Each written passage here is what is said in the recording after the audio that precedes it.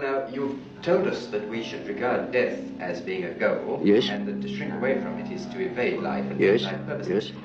What advice would you give to people in their later life to enable them to do this, when most of them must in fact believe that death is the end of everything? Well, you see, I have treated many old people, and it's quite interesting to watch what the unconscious is doing with the fact that it is apparently threatened with a complete end.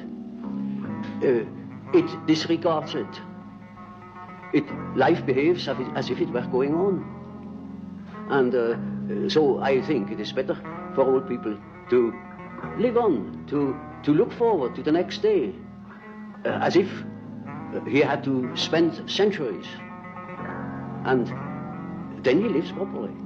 But when he is afraid, when he doesn't look forward, he looks back, he petrifies, he gets stiff, and he dies before his time. But when he is living on, looking forward to the great adventure that is ahead, then he lives.